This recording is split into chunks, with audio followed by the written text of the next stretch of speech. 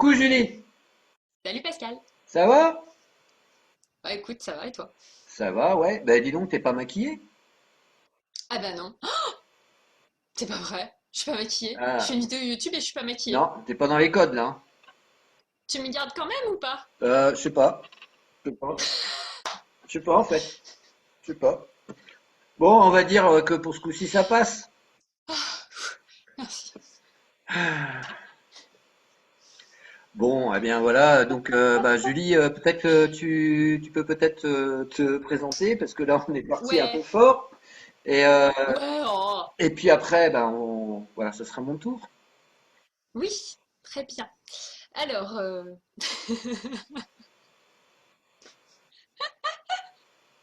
viens de penser à un truc, c'est que je m'appelle pas Julie. Tu m'appelles Julie depuis tout à l'heure, mais c'est pas mon nom officiel. C'est ça le gros bug en fait dans l'histoire. En fait, Julie c'est mon premier prénom et Tina c'est mon deuxième. Donc c'est vrai que là, mon nom officiel, c'est Tine Gallardo. Simplement, voilà, j'ai envie d'utiliser l'énergie de mon deuxième prénom que j'aime beaucoup. Et donc, bah, moi, j'ai voilà, des faits intéressants, notables. J'ai vécu en forêt, en tente pendant 1 an et demi. Ça peut paraître pas grand-chose, mais en termes d'expérience de vie, si, ça en est. Et puis, j'ai choisi d'accoucher à domicile sans présence médicale pour mon premier enfant. Voilà. Et toi, t'es qui, Pascal? Alors moi je suis qui moi? Alors déjà je suis d'abord et avant tout, j'essaye d'être un être humain, ce qui n'est pas le plus facile. Voilà, parce que souvent ce sont des parties oubliées ou des mots même qui sont pas très très utilisés. Donc voilà, ça fait vraiment partie de mon vocabulaire. Alors sinon, sorti de cette réalité-là qui fait que voilà, j'ai passé beaucoup de temps à rechercher qui je suis moi en tant qu'être humain. Donc à un moment donné, je trouvais des trucs. Et avec ces trucs-là, en fait, ben, là en ce moment, je fais des propositions de thérapie de guérison holistique. Et je compose aussi de la musique à la guitare. Voilà. Donc je suis guérisseur et musicien si on fait simple. Ok. Oui, moi j'ai pas signalé, j'étais thérapeute aussi. De par aussi mon cheminement personnel qui m'a amené à faire une thérapie et puis après à me former et dans d'autres domaines aussi. Enfin, on en parlera au fur et à mesure dans les vidéos de la chaîne. Voilà. Ok, et donc là on est sur une chaîne qui s'appelle Vers une parentalité vivante et on a surtout, enfin quand on parle de parentalité on pense surtout à la maman, à l'accouchement ou même après. Mais toi t'as pas d'utérus Pascal, tu fais quoi sur cette chaîne en fait? Oups, Qu'est-ce que tu fais là? oups, Ah tu vois c'est comme le maquillage, voilà, oups. l'erreur, on a oublié un truc. Eh, j'ai peut-être pas d'utérus, mais t'as vu, j'ai les cheveux longs. Ouais, oh bah ça va, c'est pas difficile. Faut Voilà. pas les couper, il suffit d'avoir la flemme de les couper même. Ouais, alors ceci, blague à part, effectivement, quand on parle d'accouchement, de naissance, bien évidemment, on pense à la femme. Et l'homme, moi, je trouve qu'il est un peu zappé, en fait, voilà, à ce moment-là, Complètement. qui est un moment extrêmement particulier, hyper puissant, hyper fort, et où moi, j'ai envie de témoigner, d'apporter ma parole d'homme par rapport à cette expérience-là, parce que j'ai eu la chance d'accueillir l'un de mes deux enfants, mon fils en l'occurrence. Voilà, c'est la première personne avec qui il a eu enfin, contact extérieur, en fait, on va dire, quand il est sorti, c'était moi. Voilà. Et donc, envie de porter cette parole-là pour aussi, à un moment donné, je l'espère aussi, créer du lien avec des hommes qui s'interrogent par rapport à ce statut-là, en fait, de pouvoir accueillir un enfant, et puis aussi de pouvoir communiquer avec d'autres qui l'ont vécu. Je suis un peu tout seul avec ça. C'est un peu désespérant parce que je peux en parler quasiment à personne, en fait, si ce n'est passer pour un extraterrestre, ce qui est assez pas sympa, en fait. Voilà, voilà. Donc voilà pourquoi je suis je suis aux côtés de Julie par rapport à cette chaîne.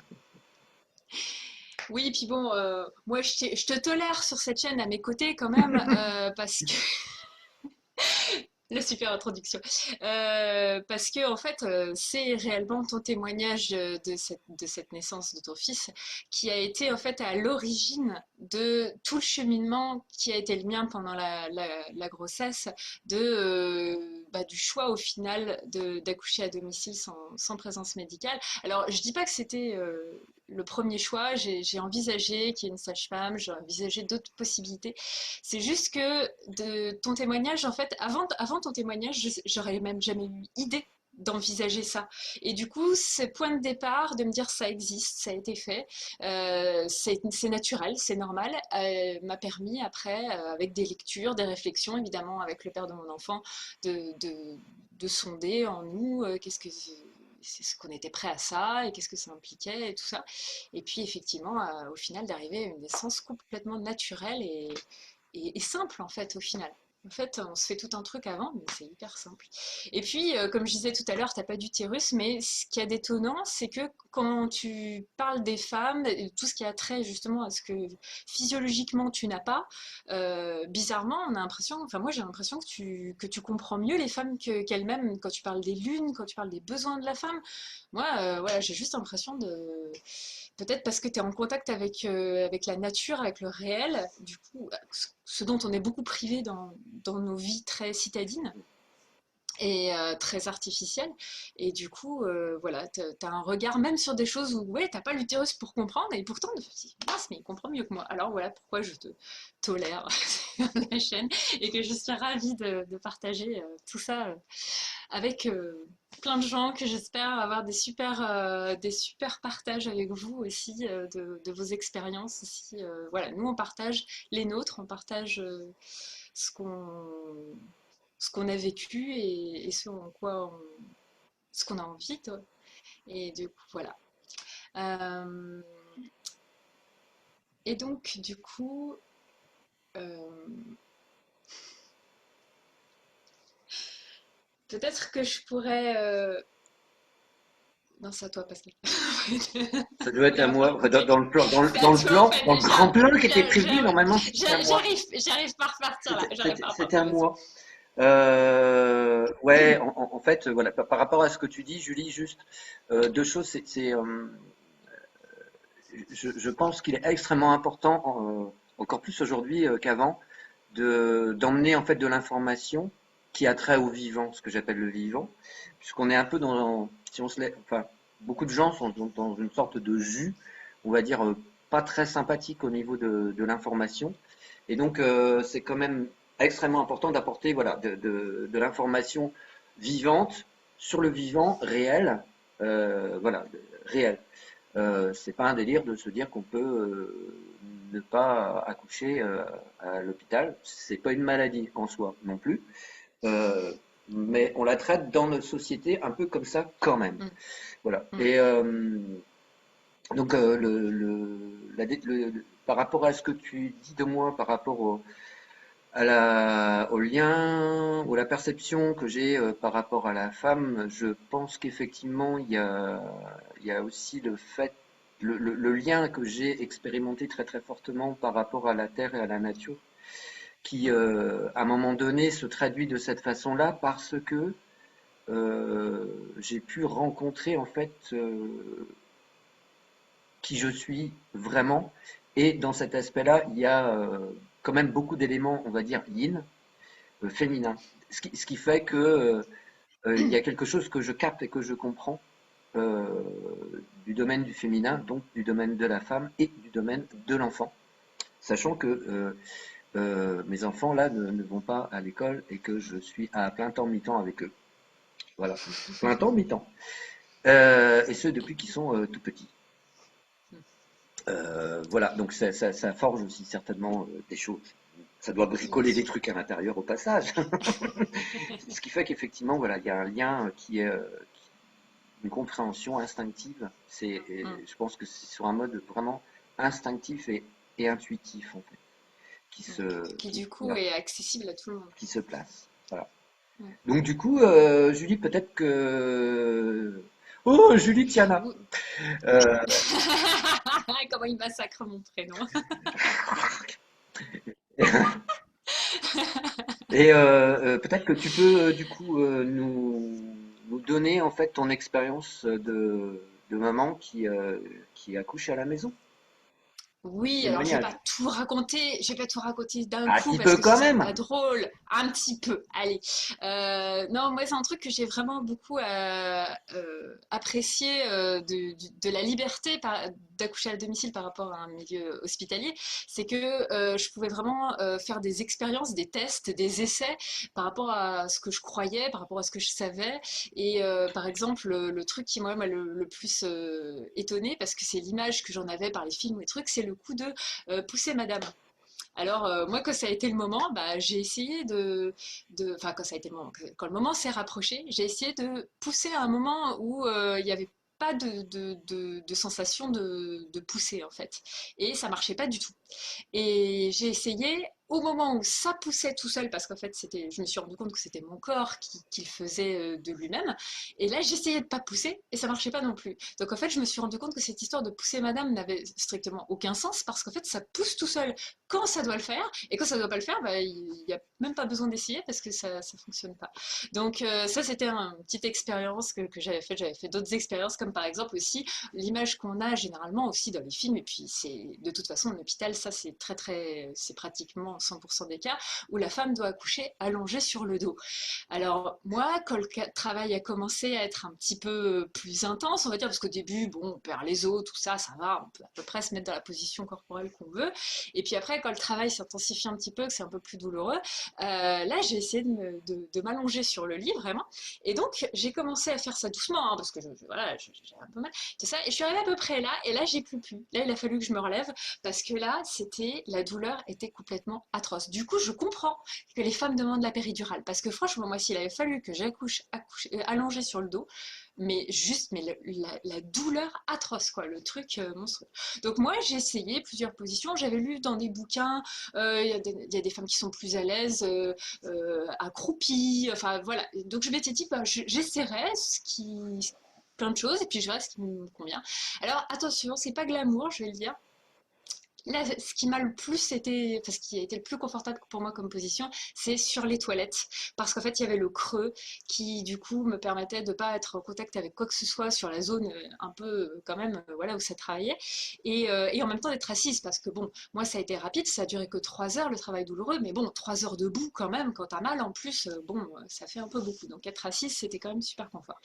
Après coup, j'ai appris que en fait il existait des chaises d'accouchement ou des sièges d'accouchement, je sais pas exactement comment ça s'appelle, où en fait c'est ça, on reproduit comme des toilettes sèches en fait, un truc en bois avec un creux, sauf que dessous bon bah c'est pas des toilettes quoi, et du coup on peut se mettre où on veut dans la maison.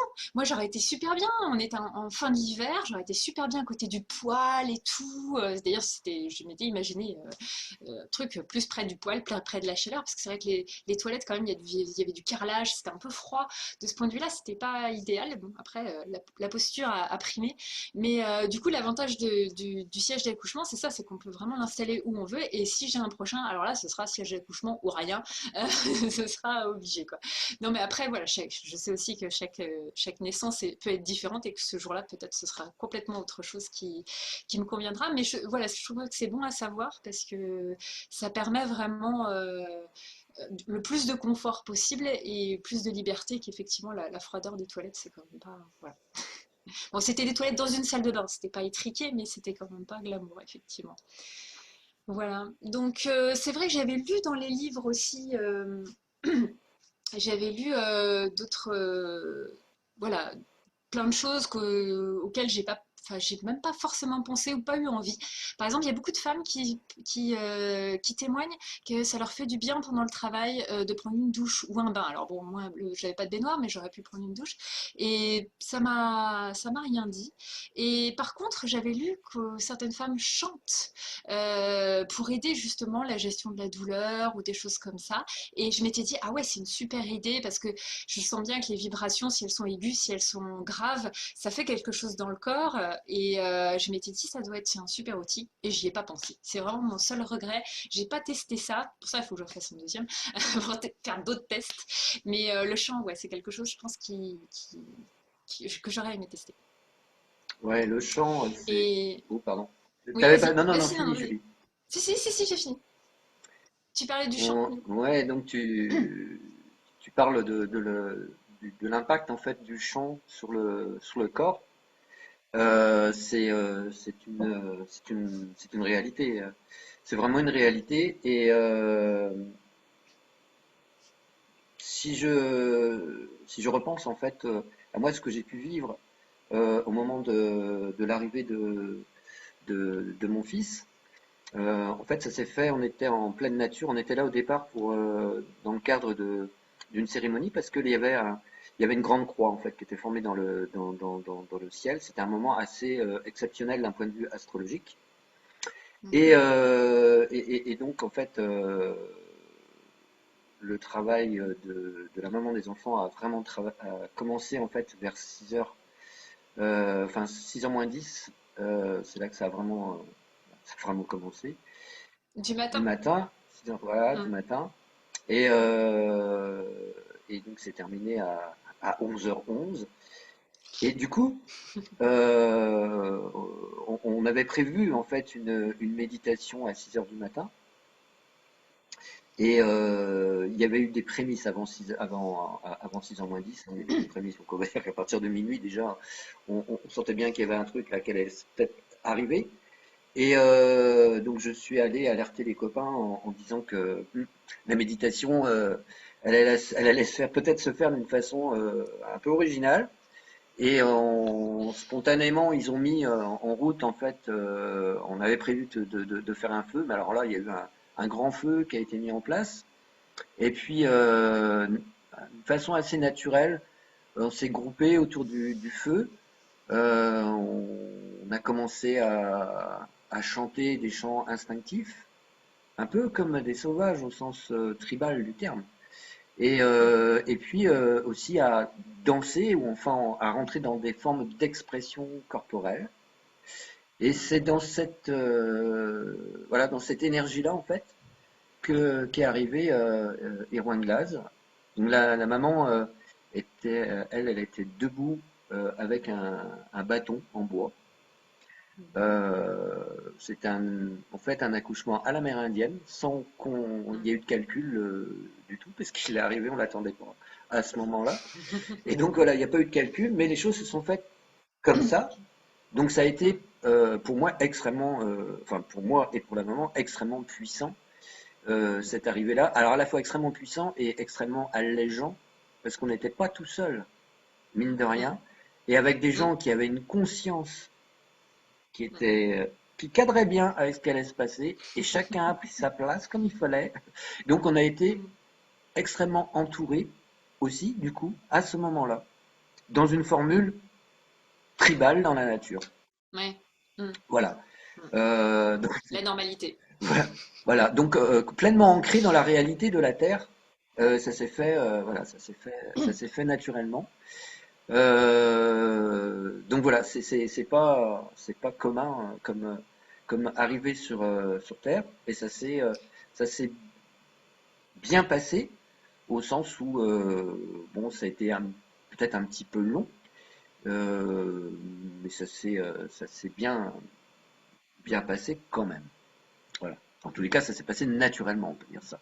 Mm. Simple et naturellement. Euh, voilà. Euh, voilà, voilà, voilà. On dit peut-être pas tout de suite du premier coup, comme ça, Oui, c'est comme ça, on ça, va on garde laisser le un peu de suspense. suspense dans l'air. Voilà, c'est ça.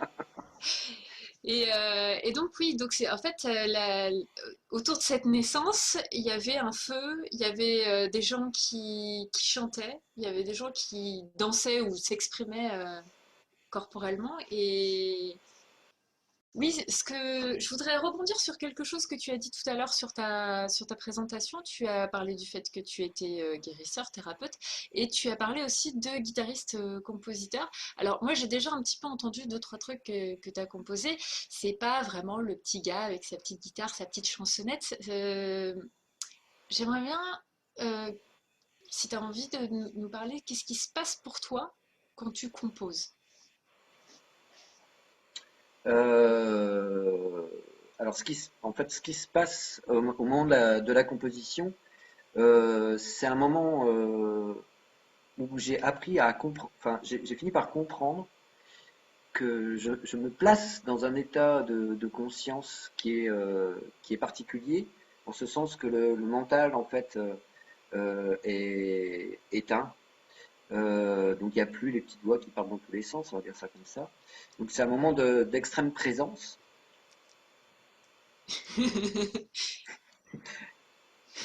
C'est un moment, c'est un moment d'extrême présence qui fait que euh, il y a la possibilité pour moi de capter des plans vibratoires qui sont d'un certain type.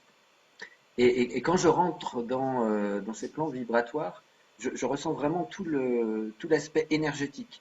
C'est comme si je changeais de monde, en fait. Donc là, ce sont des moments de joie et de bonheur intense, comme on peut voir chez les enfants, les enfants qui s'amusent ou qui sont émerveillés par quelque chose, c'est cet état-là, en fait, du coup, que je contacte quand je me branche sur ces plans vibratoires. Donc je me branche sur ces plans vibratoires euh, d'une façon intentionnelle, maintenant. Il y a une période d'apprentissage, donc des fois ça me tombait dessus, j'ai envie de dire, voilà, ça, bam, ah, aïe, non, ça fait pas mal. Et alors aujourd'hui, j'ai la chance en fait de bénéficier de l'interrupteur que j'appuie et je tape.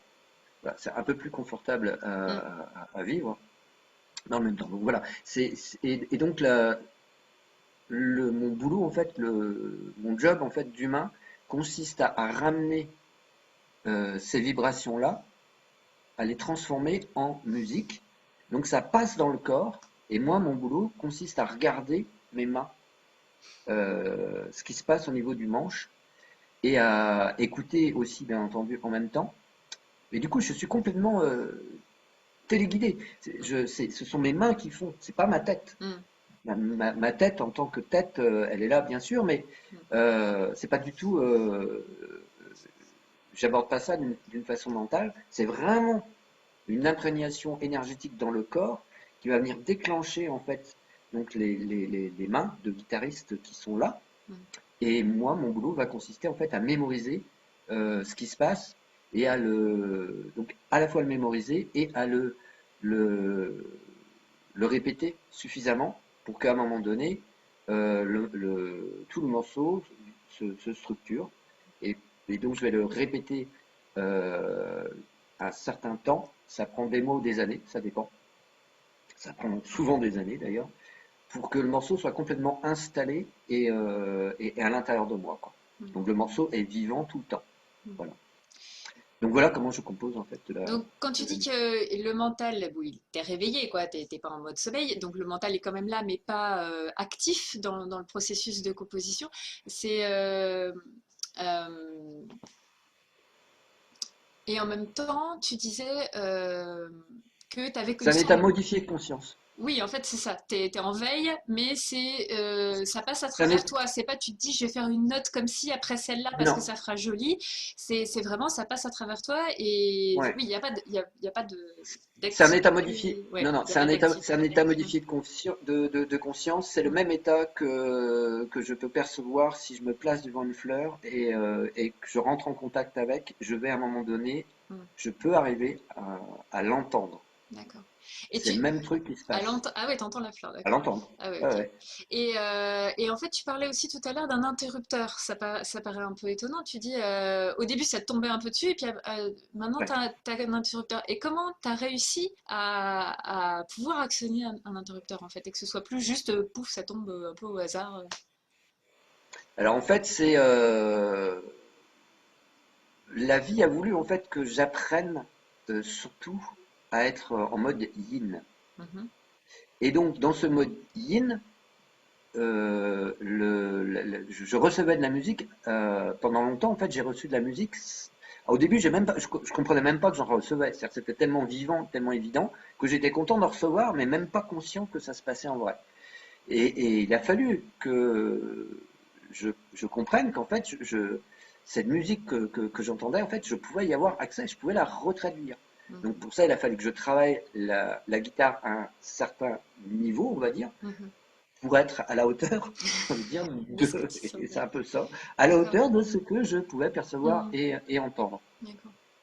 Et donc, à un moment donné, j'ai compris que, en fait, une fois que je me suis apaisé, parce que comme tous les créateurs, j'étais dans la peur que le truc fantastique qui est là, je le perde. Mhm. Donc pendant des années, j'ai été dans cette peur. Mhm. Et quand ça s'est calmé, là, à un moment donné, j'ai vraiment pu le vivre tout à fait paisiblement. Donc aujourd'hui, effectivement, je décide, je dis, bah voilà, je vais aller chercher de la musique sur, ou alors je décide entre guillemets, parce que il y a quand même beaucoup de guidance là-dedans, c'est que je me sens quand même téléguidé. Il y a des moments où j'ai pas complètement trop le choix. Enfin, je sais que ça va être le moment où il va falloir que je m'y mette, quoi. Voilà. Mais c'est plus confortable parce qu'au moment où je m'y mets, sur cette période-là, je fais bon, allez, d'accord. Donc là, il est 10 heures du mat.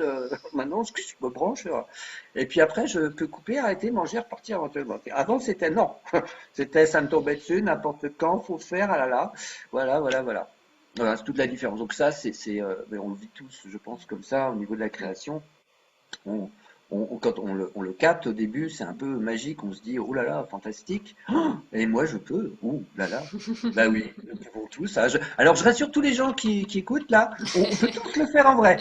Ça, c'est la bonne nouvelle du jour. Nous sommes tous des créateurs, on peut tous le faire en vrai. Et je vous garantis que même ceux qui disent que ils connaissent pas la musique, tout ça, tout ça, tout ça, on s'en fout, moi non plus. Quoi? Tu connais pas le solfège? Véritable. Non, non, non, non, non, moi non plus, je ne connais pas la musique, Oh je ne non. connais pas le solfège, non. Et je ne veux pas. Et en plus, plus fort que ça, c'est que je mets ma guitare sur des modes d'accordage qui sont pas standards. Donc Mm. voilà, pour les guitaristes, il y a le mode standard et puis tous les autres modes. Enfin, pas trop en France. En France, c'est standard surtout Mm. et le reste pas du tout. Mais sinon, si en Bretagne, en Bretagne, on est sur un autre registre avec la musique traditionnelle. Mm. Et partout ailleurs dans le monde, en fait, les guitaristes jouent avec plein de modes d'accordage. Donc, moi, ce qui me plaît là-dedans, c'est que je peux prendre un mode d'accordage, je désaccorde la guitare, et là, je me retrouve, j'ai plus de repères. Alors, comme ça, je suis bien sûr que vraiment, je suis obligé de faire appel à autre chose. Mm. Voilà. Donc, c'est ça qui prouve, ou identifie et authentifie le Mm. fait que c'est bien autre chose qui se passe. Mm. Donc, c'est bien une dimension vivante qui se place Mm. et qui se place et qui va faire que il va pouvoir y avoir création. Et quand on est vivant, je répète, on peut tous le faire. Attends, tu veux dire que... Alors, Attends, je le, attends, je le répète, Non, on peut réellement tous le faire. attends, Pascal, t'es en train de me dire que moi, sans maquillage, je suis capable de le faire? Ah, c'est pas, sans maquillage, c'est pas sûr. Ah, tu me rassures. Non, parce que quand même, dire tout le monde peut le faire, c'est quand même exagéré. Je veux dire, il y a les artistes, et puis il y a les autres quand même. Non, Ah bon? ça c'est pas vrai non plus. Il n'y a pas les artistes et il n'y a pas les autres, non. Parce qu'au départ, il y a des humains. Ah, Et après, on se retrouve dans une société.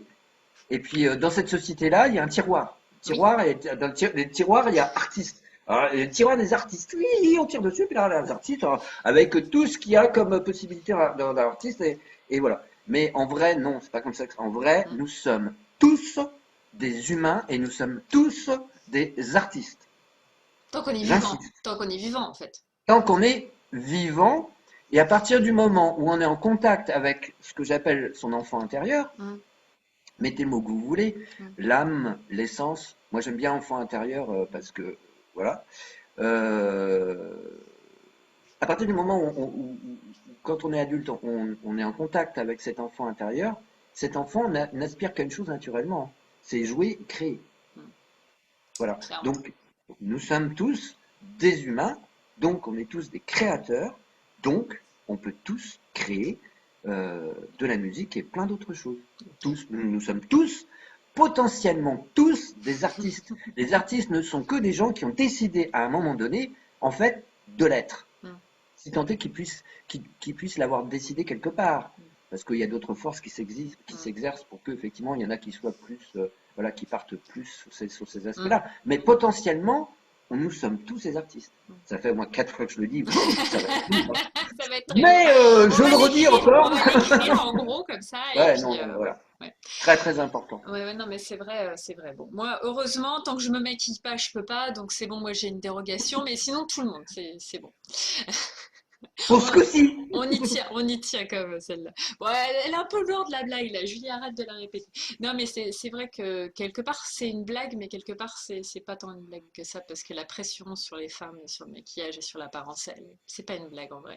Mais bon, Non. moi j'avais envie ouais, de revenir un petit peu à ce qu'on disait tout à l'heure quand je parlais de moi, mes petites expériences que j'avais menées pendant l'accouchement. Et donc j'avais envie de te demander, selon toi, quel est l'impact de la musique sur une femme qui est en train d'accoucher et peut-être sur le bébé? Qu'est-ce que t'en penses, toi? À partir du moment où nous sommes des êtres humains, en fait, nous sommes des antennes. Donc, il n'y a pas besoin, justement, il n'y a pas besoin de grandes antennes avec 15G, 20G. On est déjà des antennes. Voilà. Et à partir du moment où on est humain, donc nous sommes des antennes et donc nous captons Mm, les modes vibratoires. La musique est l'un des modes vibratoires, mm, donc évidemment que la musique vient naturellement toucher et impacter le corps, mm. évidemment. Ah, moi, je le sens Euh, quand je chante, en fait. Il y a juste à observer ce qui se passe, quoi. On le sent, quoi. Ouais. et évidemment que à partir du moment où on rentre dans le chant, là on sent pleinement en fait l'aspect vibratoire Mm, pleinement qui mm, passe dans le corps. Où est-ce que ça se place d'ailleurs au niveau du corps et voilà. Et c'est aussi un outil d'ancrage. Mais bon, on va pas parler de tout de suite directement, parce que là sinon on va faire un truc qui va durer 15 jours. On a Mais vu. voilà, oui, et évidemment que la musique impacte le corps et évidemment que au moment de la naissance, cet aspect vibratoire va venir toucher le corps de la femme et aussi celui du bébé. Mm, Donc ça peut être un élément aidant à ce moment-là, au moment de, de l'accouchement. mm, Mon fils en a bénéficié, mais je répète, mm, c'était pas calculé. mm. C'était sur un mode vraiment qui était d'un Instinctif. certain type. Mm, Il est arrivé au son de- d'humains un peu farfelus qui étaient en train de faire des chants mm, instinctifs et mm, de danser. Et même, j'ai envie de dire, quelque part, les vibrations et du feu et de la danse et tout ça a été perçu mm, alors par la maman pleinement, mm, puisque voilà, elle est là, les yeux grands ouverts avec ses 5 sens, mais aussi quelque part par le bébé. Et de toute mm, façon, quand il est arrivé, voilà, il s'est retrouvé dans cet environnement-là. mm. Et tu crois que ça peut aider au niveau de l'accouchement, au niveau du travail, de la délivrance?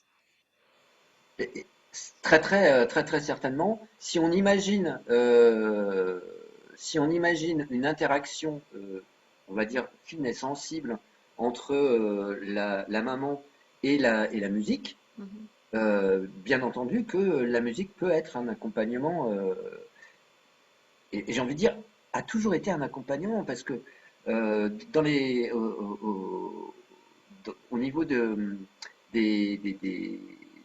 des traditions, quand on recherche en fait dans les traditions ancestrales, on retrouve ces formes-là. Le chant naturellement vient oui, au ça fait moment partie de la vie. de l'accouchement. Mm, En fait, c'est le lien de la femme reliée à la terre et à la communauté auquel elle appartient mm, qui va déclencher. Nous sommes dans une communauté, vous avez remarqué, qui est d'un certain type dans cette société. Voilà. Donc cette société, si vous voulez, c'est le normal, c'est d'aller à l'hôpital et mm. eh ben, il y a rarement un feu avec des gens qui dansent autour. À Ça, l'hôpital, je non. pense que vous avez remarqué aussi. Non, C'est ça, pas ça va. comme ça que ça se passe en général. Donc voilà. Donc c'est un autre mode, Mm, mais bien entendu que la musique va et peut avoir un impact et peut être un, enfin, un élément accompagnateur de ce moment-là. mm, Bien entendu. mm, Voilà, par rapport à cette dimension-là de la musique, bon, euh, pour mieux quantifier en fait cet élément-là, je pense que c'est intéressant de la vivre. Et donc moi je vous propose, c'est d'aller écouter en fait l'une de mes compositions pour voir en fait comment vous la recevez, comment ça résonne en fait en vous. Et pour ça, il suffit juste de cliquer en dessous, voilà, pour avoir accès en fait voilà, à cette musique là, Elle s'appelle comment? qui est voilà, qui est une musique que je qualifie d'ancrage, Hmm. ou plus exactement, c'est une musique pour moi qui est euh, comme une porte d'accès en fait à la réalité de la dimension sur Terre, Mhm. vraiment, qui est véritablement le paradis sur Terre. Dit Ah comme bon? ça peut faire C'est ici. bizarre, C'est ici mais alors. pourtant, C'est pas ouais, ouais, ailleurs. ouais, Plus tard, plus non, loin. ouais, non. En fait, le seul problème, ce sont les hommes dénaturés Hmm, et qui ont été conditionnés qui hmm, n'arrivent pas à avoir accès à cette réalité-là hmm, du paradis sur Terre. hmm, Voilà, moi c'est comme ça que je pose. hmm, Mais la réalité du paradis sur Terre, elle est réellement bien là. hmm. Donc cette musique-là, c'est comme un appel. Voilà, c'est un appel à aller contacter cette réalité-là, qui est là, bien là, réellement là. Qu'est-ce qu'il est lourd! Bah oui, mais bon. Voilà, donc si ceux que ça intéresse, hein, vous pouvez aller cliquer. Oui. Voilà, Oui, voilà. il y a un lien dans la description sous cette vidéo où vous pouvez aller découvrir cette composition-là et vous aurez accès aussi, si vous avez envie de découvrir le, il y a toute une symphonie en fait que Pascal a pu capter comme ça des plans subtils en lien avec les différents éléments, les quatre éléments, la terre-mer. Enfin, on vous laisse découvrir ça. Il y a une petite surprise aussi parce que comme on lance la chaîne YouTube là, on a envie de vous faire un petit cadeau, donc vous pouvez voir ça aussi. Ce sera valable jusqu'à la prochaine pleine lune. Donc voilà, vous pouvez aller voir ça. Est-ce que Pascal, pour se dire au revoir, tu as envie d'improviser un petit peu à la guitare? Alors oui, on peut faire ça. On peut faire ça. Alors je préviens, il va y avoir une manip. C'est-à-dire que là, je suis Oui, il assis n'a pas des et assistants techniques. il n'a pas ça encore. Il doit tout faire tout seul, c'est terrible. Je dois tout faire tout seul. Et donc, voilà, je vais, du coup, au niveau de l'image, je vais devoir ajuster, prendre Vas-y, une chaise, installe-toi, prendre la guitare, installe-toi. et voilà, m'installer. Ouais, vas-y. Donc, Julie, je te laisse Oui, bah du coup, voilà, avec tout ça. je vais Euh, pouvoir vous dire que voilà, on est ravis de lancer cette chaîne YouTube. On va continuer à partager avec vous nos expériences, nos ressentis, nos réflexions par rapport à toute la parentalité telle que nous on la vit en fait. Et donc évidemment, bon, évidemment la maman, évidemment le bébé et aussi le papa, comme vous l'avez compris, parce que effectivement, c'est un élément extrêmement important aussi dans ce que nous on a vécu, que ce soit le père de mon enfant ou Pascal. Pascal, on voit. Ouais, ça va comme cadrage? Bien? on voit pas ma tête, mais Ouais, bon, on voit pas ta tête, mais on l'a c'est vu pas tout le grave. long. On l'a vu tout le long en même temps, donc je sais pas. Voilà, comme, Peut-être plus je comme sais ça. pas, Voilà, un entre-deux. peut-être plus comme ça. Ok, allez. Maintenant, faut voir si au niveau du son, on entend quelque chose, parce que c'est un peu l'objectif quand même. Bah, je t'entends parler, donc ça devrait aller. Julie, tu entends quelque chose?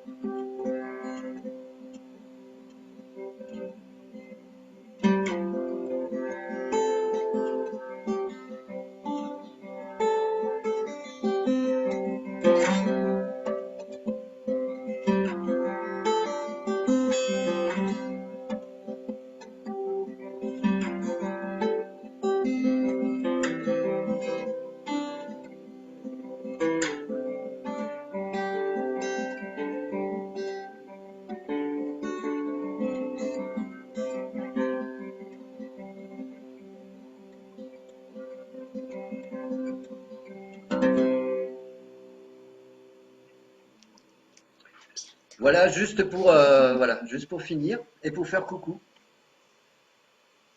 À bientôt pour d'autres vidéos. À plus. À plus.